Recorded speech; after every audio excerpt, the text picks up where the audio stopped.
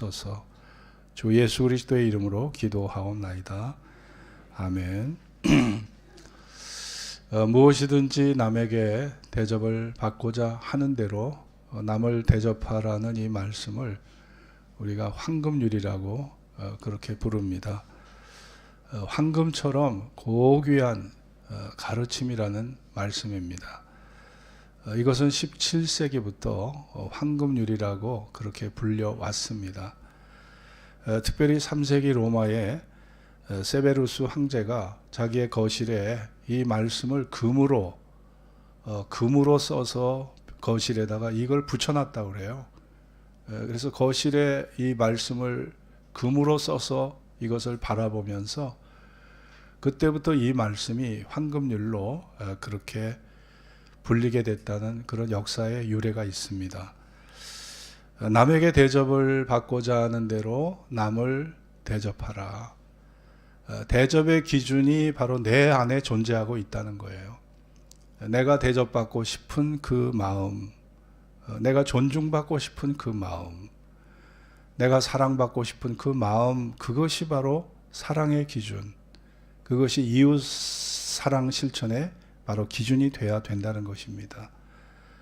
멀리서 사랑을 배우는 것이 아니라, 멀리서 가서 대접의 기준을 배우는 것이 아니라 내 안에 존중받고 싶고 대접받고 싶고 사랑받고 싶은 내 안에 그 소망이 바로 기준이 될 수 있다는 것이죠. 이것이 모든 율법과 선지자다.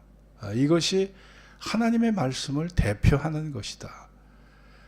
샴마이는요, 율법을 613개 조항으로 그렇게 규정을 지었습니다. 하지 말라가 365개, 하라가 248개, 하나님의 말씀의 계명이 613개예요. 이거를 압축시켜서 10개로 요약한 게 10계명입니다. 그리고 이 10계명을 다시 둘로 요약하면 하나님 사랑과 이웃 사랑이에요. 그리고 이 두 가지를 다시 압축시키면 사랑이 나옵니다. 사랑. 성경의 요한일서에 보면 하나님은 사랑이시라. 하나님의 존재가 사랑이시기 때문에 인간의 삶의 질서를 사랑으로 만들어 놓으신 거예요.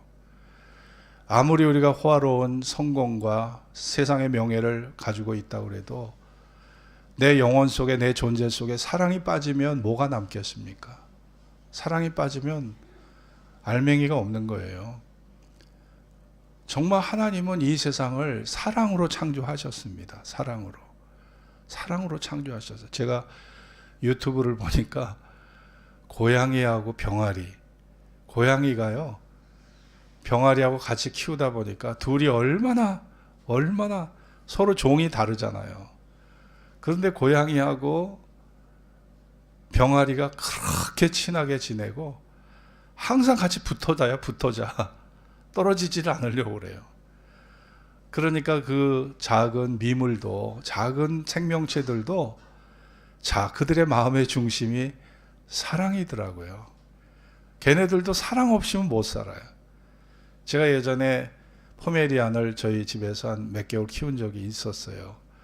그런데 저하고 저희 집사람이 그때 그 강원도에 무슨 그 수련회가 있어서 갔는데 집을 하루인가 이틀을 비워놨어요. 그리고 이제 와 보니까 집안이 그냥 난장판이 되어 있는 거예요. 막 똥 싸고 막 그냥 막 난장판이 되어 있는 거예요. 얘가 사랑받을 대상이 없고 사랑의 대상이 없으니까 이 어린 포메리안, 이 작은 포메가 스트레스를 받아가지고 그냥 온 집안을 막 난장판을 만들어 놨더라고요. 야, 그러니요, 이 작은 미물, 작은 생명체도요, 다 여러분 그 중심이 사랑이라는 걸 아셔야 돼요. 하나님이 이 세상을요 사랑으로 만드신 것이죠. 그래서 이것이 모든 율법과 선지자다. 이게 모세 오경의 핵심이고 이것이 모든 선지자의 말씀의 핵심이다. 이게 모든 성경을 요약한 것이다. 그렇게 주님이 말씀하신 것입니다. 여러분, 우리가 사람을 대접하고 사람을 섬기면서 그 얻는 기쁨이 정말 우리의 인생의 최고의 행복이라는 것을 섬겨본 사람들이 아실 거예요. 우리 예수님의 발자취를 한번 여러분 살펴보십시오. 예수님의 삶 속에는요, 처음부터 끝까지가 그냥 사랑이셨어요. 사랑이셨어요. 끝없는 섬김과 희생의 삶이셨습니다. 예수님의 발자취, 가난한 자, 병든 자, 타락한 죄인들, 죽은 자들, 장사 지내서 고통 속에 있는 자들, 귀신 들린 자들, 죄 속에서 방황하고 고민하는 자들, 여러분 예수님이 만나시고 예수님이 상대한 사람들이요, 다 정말 미천한 자리에서, 낮은 자리에서 고통받는 그들을 주님이 섬겨오셨습니다. 그리고 마지막에는 십자가에서 자신의 모든 것을 내어주시는 철저한 섬김과 희생의 삶을 사셨습니다. 그래서 정말 예수님의 삶은, 삶의 발자취 그 자체가 사랑이시고 그 자체가 섬김이셨어요. 마태복음 20장 28절에 보면 인자가 온 것은 섬김을 받으려 함이 아니요 도리어 섬기려 하고 자기 목숨을 많은 사람의 대속물로 주려 함이니라. 이것이 예수님의 말씀이셨고, 예수님은 그 말씀대로 100% 살으신 분입니다. 여러분, 공자의 제자 중에 자로라는 사람, 춘추전국 시대의 변나라 사람이고, 이 자로를 우리가 계로라고도 부릅니다. 근데 이 자로가 어느 날 선생님 공자에게 묻습니다. 선생님, 제가 평생 제가 실천해야 될 덕목을 말씀해 주십시오. 그때 공자가 자로에게 자기가 싫어하는 일을 남에게 강요하지 말라. 내가 싫어하는 거 남에게 강요하지 말라. 남에게 하지 말라. 이런 말을 남겼습니다. 소크라테스도 비슷한 얘기를 남겼어요. 어떤 사람이 일생 동안 지키면서 살아갈 한마디를 부탁했을 때 철학자 소크라테스는 자기가 괴로워하는 일을 남에게 하지 말라. 이런 말을 남겼습니다.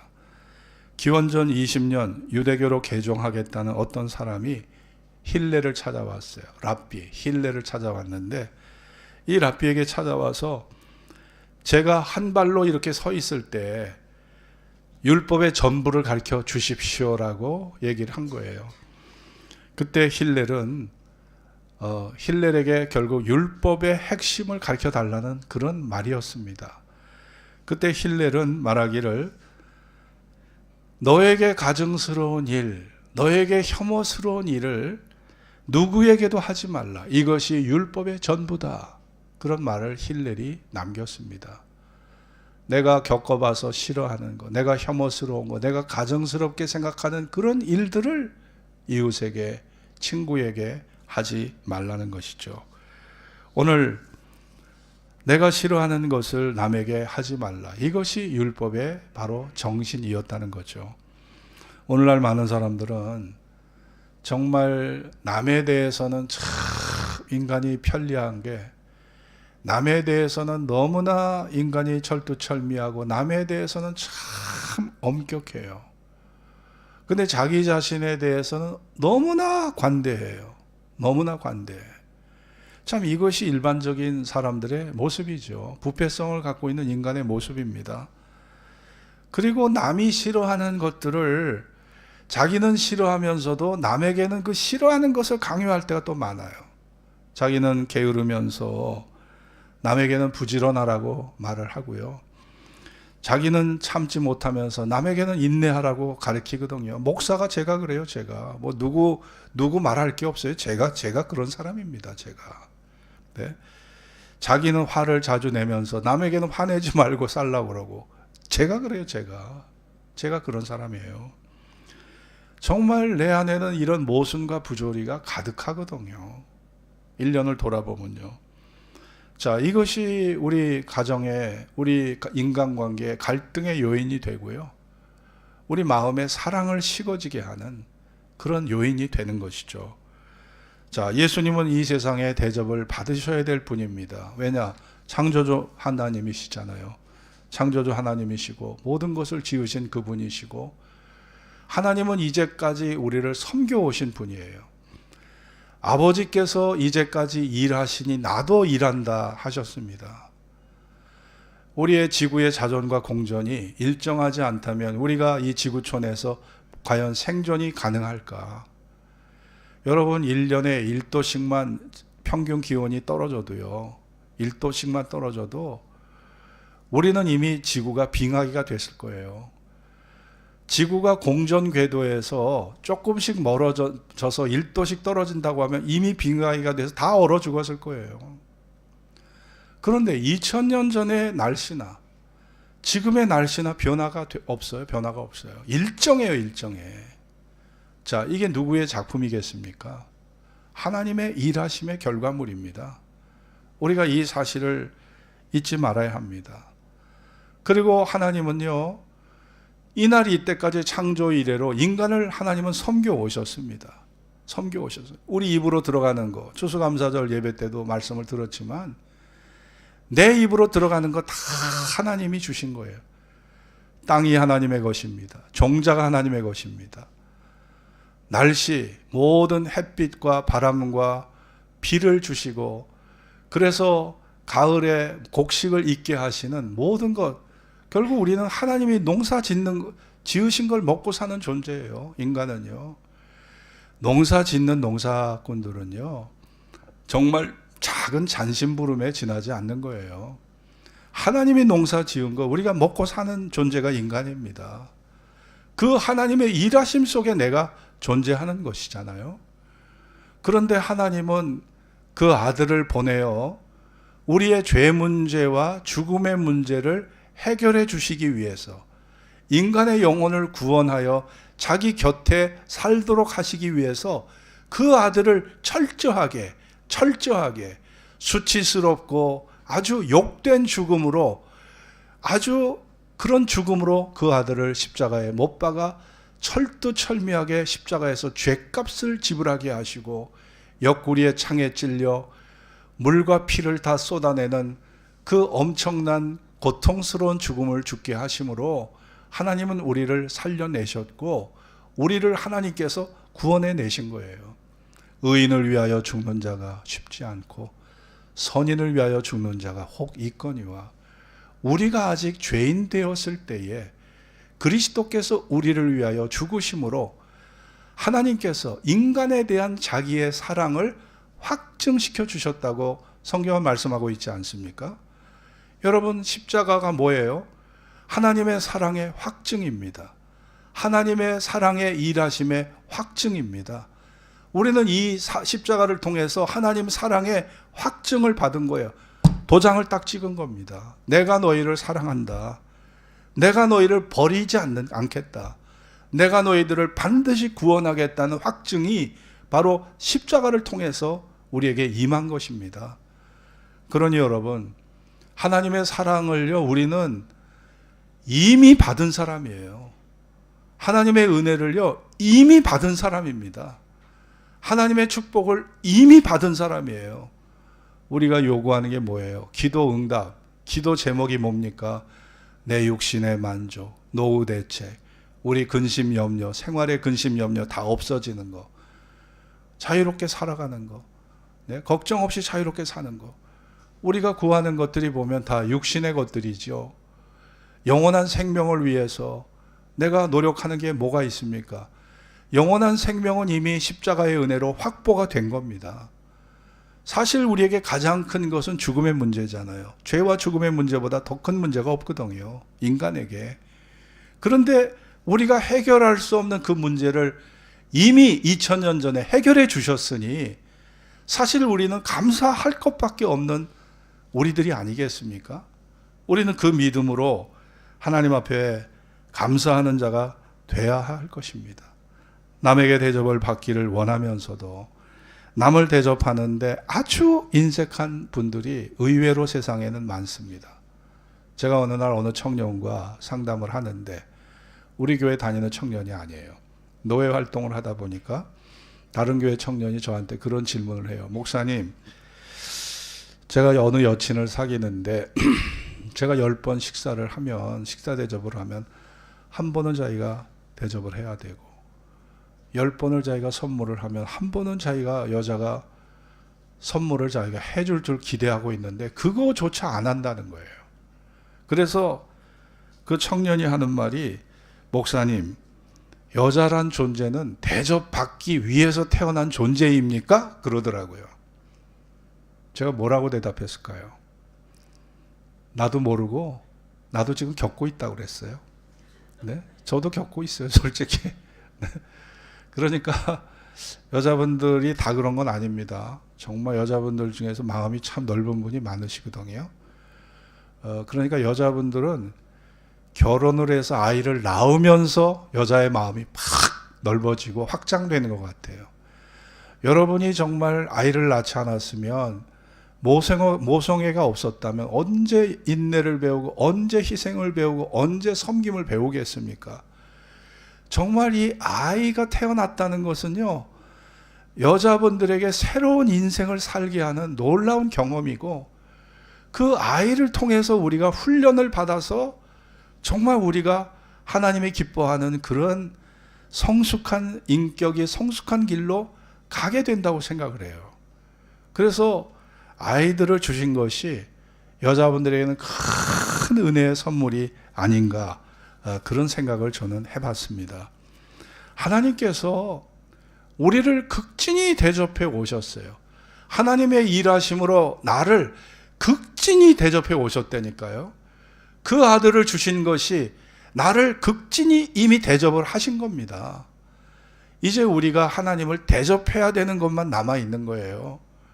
하나님의 그 은혜 받은 것을 어떻게 보답할 건가가 남아 있는 우리의 인생의 숙제입니다.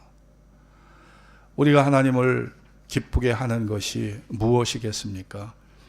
하나님은 은도 내 것이요 금도 내 것이요 이 세상의 모든 것이 다 하나님의 것인데 여러분이 삼성의 이재용 회장에게 어떤 선물을 사드리면 이재용 회장이 감동을 할까요?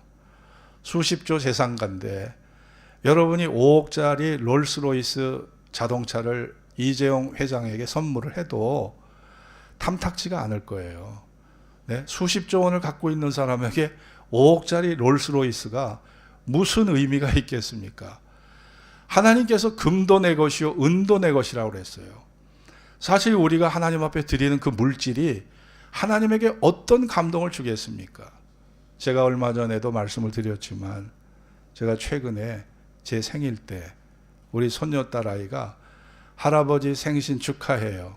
자기 이름을 쓰고 올림이라고 요 메모지에다 딱 그걸 써왔더라고요. 근데 제가 이거를 음식점에다가 놓고 왔어요. 놓고 왔는데 손녀딸이 저보고 할아버지 내가 써드린 거 어디 있어요? 음식점에 놓고 온 거예요. 저도 모르게 뭔가 이걸 챙기지 못한 거예요. 근데 제가 저녁에 자면서 생각을 해봤더니 이 아이가 6살짜리가 글자도 잘 모르는 아이가 글자를 할아버지 생신 축하해요.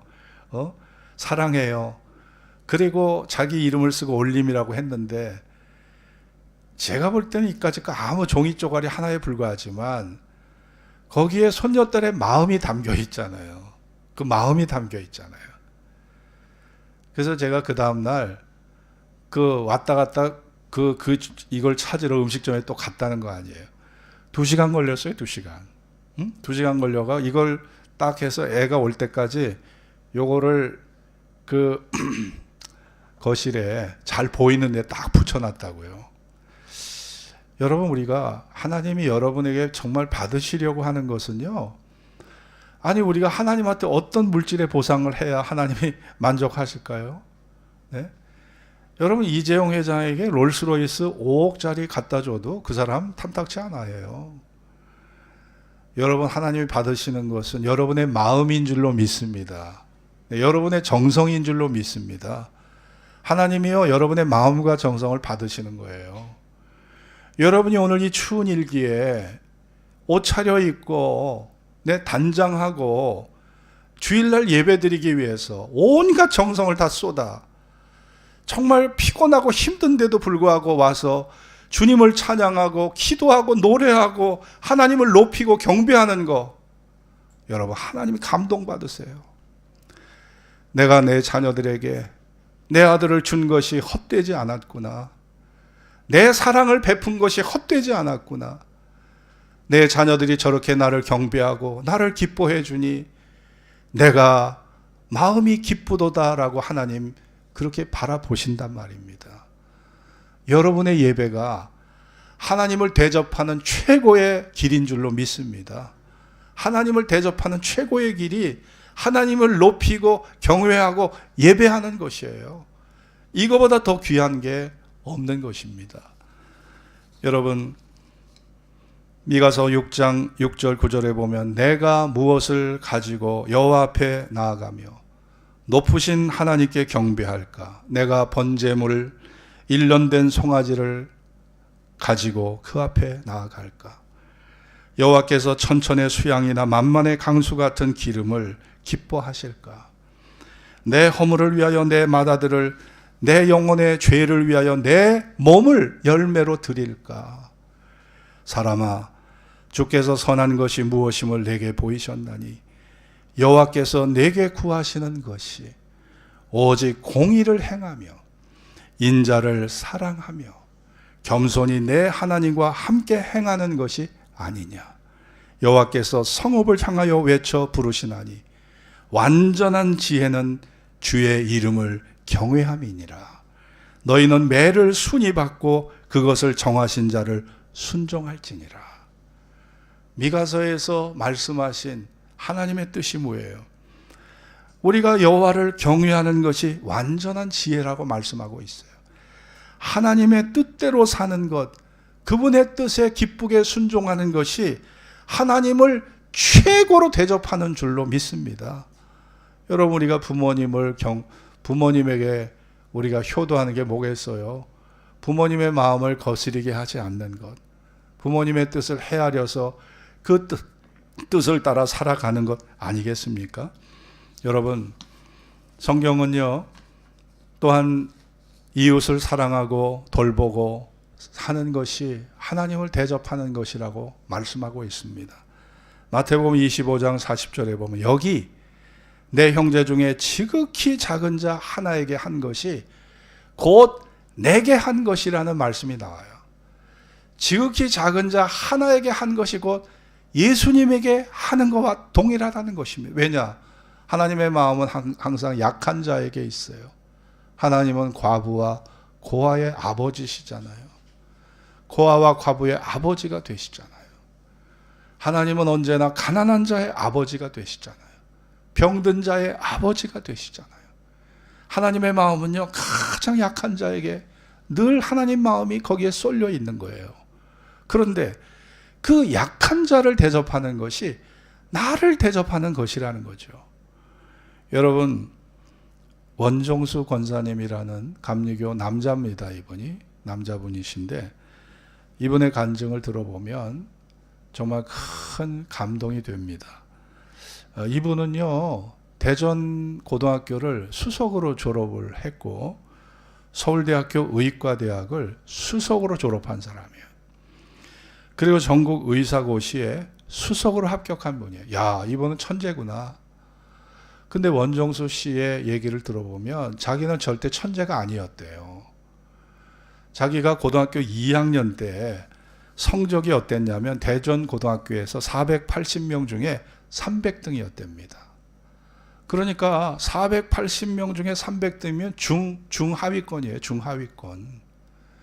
그러니까 기껏해야 평균 점수 80점, 78점 정도 되는 그런 성적을 거두는 아이였던 거죠.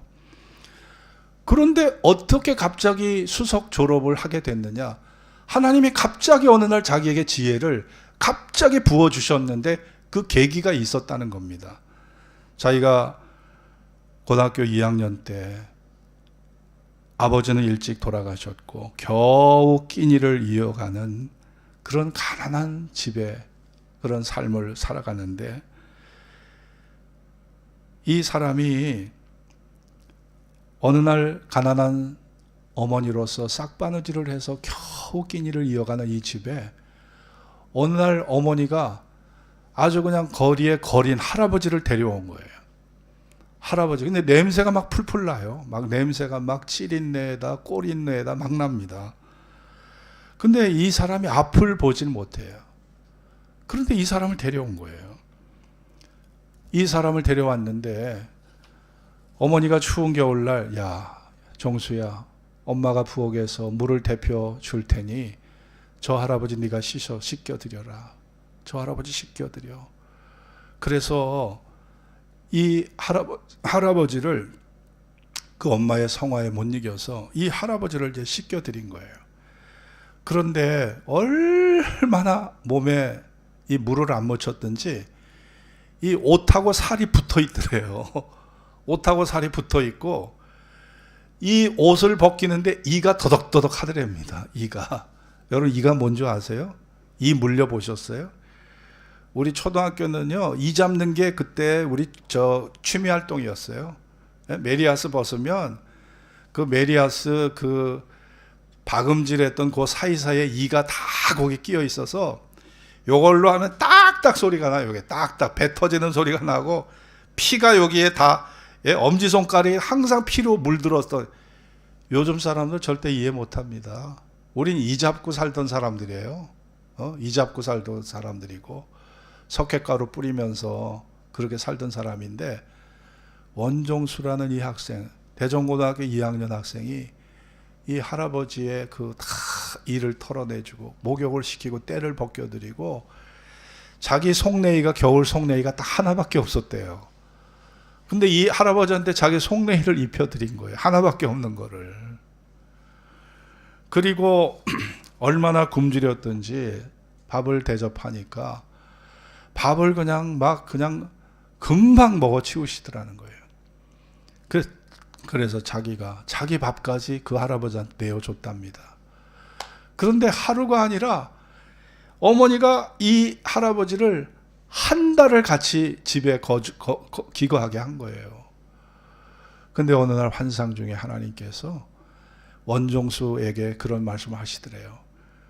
그 할아버지가, 네가 대접한 그 할아버지가 바로 나였다. 네가 대접한 그 할아버지가 바로 나였다. 그러시더래요. 환상 중에. 정말 가장 가난하고 가장 사람들에게 주목받지 못하는 이 거렁뱅이 할아버지가 바로 예수님이었다는 거죠. 이런 놀라운 접대를 하고 놀라운 사랑을 베풀었을 때 이 원종수한테 지혜의 영이 부어진 거예요. 지혜의 영이. 이 지혜의 영이 부어져서 480명 중에 300등을 하던 이 중하위권의 학생이 대전고등학교 1등 수석으로 졸업을 하게 된 것이고, 서울대 의대를 수석으로 졸업을 하게 됐다는 거죠. 여러분 본인이 이거 거짓말로 우리에게 말을 했겠습니까? 여러분, 내가 남을 대접하는 것은요, 남에게도 유익이 되지만 결국 그것이 하나님이 나에게 복을 주시려고, 나에게 큰 복을 주시려고 대접하라는 것입니다. 이 지상은요, 우리가 살아가는 이 세상은 정말 하나님의 일하심이 가득한 세상이고, 하나님은 창조 이후 끊임없이 인간을 섬겨오신 거예요. 여러분, 우리가 해수면 온도가 보통 18도라고 합니다. 저 태평양, 대서양, 인도양 해수면 온도가 18도인데 이 18도가 유지가 안 되면요, 날씨 기상에 엄청난 변화가 생겨져서 우리에게 큰 자연재해가 오게 된다는 거예요. 근데 우리가 충분히 다 감지하지 못하지만 이 해저 밑바닥에서, 바다 밑바닥에서 계속 화산 폭발이 일어나서 해수면 온도 18도가 유지가 된다는 거 아닙니까? 여러분 그거 의식이나 하셔요? 해수면 온도 18도가 유지되는 게 그냥 자연이 우연히 되는 게 아닙니다. 하나님의 관리 대상이에요. 날씨, 하나님의 관리 대상입니다. 기온을 유지하는 거 하나님 관리 대상이에요. 농작물, 모든 동식물들, 제가 반월호수 이렇게 다니기만 해도 거기서 놀라운 하나님의 섭리를 느낄 수 있거든요. 거기에 청동 오리들이 많이 있는데 걔네들이 무슨 창고가 있는 것도 아니고 겨우살이를 위해서 무슨 월동 준비를 하는 것도 아닌데, 야, 걔네들은요 하루하루 욕심 없이 너무 즐겁게 살아요. 욕심 없이 너무 즐겁게 살고, 하나님께서 그들의 모든 환경을 정말 편안하게 해주셨기 때문에 오리 한 마리, 까마귀 한 마리도 참 이 자연 속에 적응하면서 편하게 살도록 모든 환경을 하나님이 그렇게 만들어 가시는 거예요. 이게 섬김으로 일하시는 하나님의 일하심의 결과물이라고 저는 생각합니다. 여러분이 인간으로서 건강한 모습으로 여기까지 온 것은요, 내가 열심히 일해서 내가 부지런히 근면하게 살아왔기 때문에 내 수완과 내 재능과 내 능력으로, 내 열정으로 여기까지 왔다고 생각하지만, 우리가 깊이 생각해 보면 모든 것이 하나님의 섬김의 일하심의 결과였다는 사실을 우리가 결코 잊어서는 안 된다고 믿습니다. 마태복음 5장 38절 42절에 보면 눈은 눈으로 이는 이로 갚으라 하였다는 것을 너희가 들었으나 나는 너에게 이르노니 악한 자를 대적하지 말라. 누구든지 내 오른뺨을 치거든 왼뺨도 돌려대라. 오른뺨을 딱 치면 왼뺨을 돌려대래요. 여러분 할 수 있습니까? 이게 무슨 말씀일까요? 우리가 사랑을 실천하기 위해서는 때로는 수치도 모욕감도 자존심도 우리가 다 극복을 해야 된다는 거예요. 여러분, 사랑 실천을 위해서는 그런 마음의 소모가 따르는 거예요. 마음의 소모. 자존심을 내려놔야 돼요. 네? 내 자존심을 내려놔야 되고, 수치와 모욕감도 참아내야 되는, 여러분, 사랑의 실천을 하기 위해서는 이런 마음의 소모, 감정의 소모, 이것을 우리가 희생을 하지 않으면 사랑이 안 된다는 거예요. 어떤 인간들은 상종하고도 싶지 않은 인간이 있잖아요. 그런 사람을 사랑하는 게 쉽겠습니까? 감정 소모가 따라와요. 자존심을 접어야 돼요. 내 권리를 포기해야 할 때도 있어요. 이런 감정 소모가 따르지 않고는 사랑 실천은 어려운 것입니다. 또 성경에 송사하여 너희 속옷을 가지고자 하는 자에게 겉옷까지 가지게 하고, 누구든지 억지로 오리를 가게 하거든 그 사람과 심리를 동행하라. 이게 무슨 말씀입니까? 사랑 실천을 위해서는요, 물질의 희생이 따른다는 거예요. 사랑 실천을 위해서는 몸의 수고와 희생이 따른다는 겁니다. 여러분, 이것을 하지 않고는, 이런 희생 없이는 사랑은 실천되기가 어렵다는 것입니다. 내게 구하는 자에게 주고 내게 꾸고자 하는 자에게 거절하지 말라. 적극적인 자세로 사랑 실천하지 않고는 사랑의 열매 맺을 수 없다. 예수님의 방식이, 우리를 사랑하시는 예수님의 방식, 섬김의 방식이 어떤 것입니까? 세밀하게, 자상하게 인간의 형편을 살피시면서 끝없이 인간에게 공급하시고 사랑을 끝없이 내어주시고 끝없이 희생하시는 것이 하나님의 사랑의 방식이고, 바로 그것을 우리도 실천해 가야 한다는 것입니다. 지옥과 천국의 차이가 있다면, 지옥에 가면 사람들이 음식을 먹는데, 물론 이제 우화적인 얘기죠. 만들어낸 얘기인데, 숟가락 자체가 길쭉해서 이것을 가지고 음식을 떠먹으려면 이게 숟가락이 너무 커서 떠먹을 수가 없다는 거예요. 그래서 사람들이 다 지옥에 가면 삐쩍삐쩍 말라 있답니다. 자기도 못 먹고 남도 못 먹는 거예요. 근데 천국은요, 서로 대접해줘요. 천국도 역시 긴 숟가락인데 이걸 자기가 먹지 않고 남에게 떠먹여주니까, 앞에 있는 사람을 먹여주고 그 사람은 나를 먹여주니까 천국에 사는 사람들은 다 얼굴이 윤택하더라는 거죠. 여러분, 천국의 정신이 뭐겠습니까? 천국의 정신은 사랑의 정신입니다. 친절의 정신입니다. 남을 먼저 배려하는 따뜻한 마음의 삶이 천국의 삶이 아니겠습니까? 대접하는 자가 결국 자기가 대접을 받게 되는 거예요. 선지자의 이름으로 선지자를 대접하는 자는 선지자의 상을 받고, 의인의 이름으로 의인을 대접하는 자는 의인의 상을 받을 것이요, 누구든지 제자의 이름으로 이 소자 중 하나에게 냉수한 그릇이라도 대접하는 자는 내가 진실로 너희에게 이르노니 그 사람이 결단코 상을 잃지 아니하리라 말씀하셨습니다.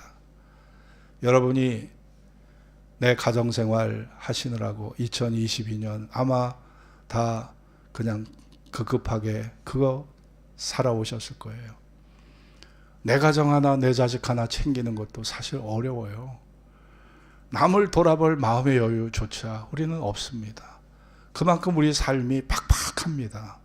팍팍해요. 그러나 그래도 우리가 조건 없이 하나님이 나를 사랑하는 방식으로 내가 단돈 10만 원이라도 그것을 갖다 쪼개서 조건 없이 이웃을 사랑하고 이웃에게 사랑의 실천의 열매를 맺는, 여러분 그런 좀 흔적을 우리가 2022년 이제 불과 한 달밖에 안 남았잖아요. 이 한 달 남은 기간 동안에 단 한 번이라도 여러분이 좀 그런 사랑의 실천, 그런 구제와 섬김의 일을 해보시지 않으시겠습니까? 물론 이미 하신 분도 계실 거예요. 저는 목회자라서가 아니라 저는 제 나름대로 그런 사랑의 실천을 늘 해오고 있습니다. 저 자신도 생활 자체가 팍팍하지만, 늘 쪼들리지만 그런 일을 기쁨으로 저도 하고 있어요. 우리 모두가 한 해를 돌아보면서 우리가 대접을 받고자 하는 대로 남을 대접해서 하나님께 영광을 돌리는 이런 풍성한 은혜의 삶을 살아가실 수 있기를 주의 이름으로 축원합니다. 기도하겠습니다. 오늘 주신 말씀을 기억하면서 대접의 기준이 멀리 있는 게 아닙니다. 내가 존중받고 싶은 마음, 내가 대접받고 싶은 마음, 내가 섬김을 받고 싶은 마음, 그것이 대접의 기준이 되면 되는 거예요. 남편이 나에게 이렇게 해줬으면 좋겠다, 아내가 나에게 이렇게 해줬으면 좋겠다는 그 마음으로 남편과 아내를 대접한다면 그 가정이 얼마나 윤택해지겠습니까? 우리 모두가 내 마음에 있는 그 대접받고 싶은 그 기준으로 남을 대접함으로 천국을 이루어가는 은혜가 충만한 그런 가정과 교회, 그런 직장과 우리 사회가 될 수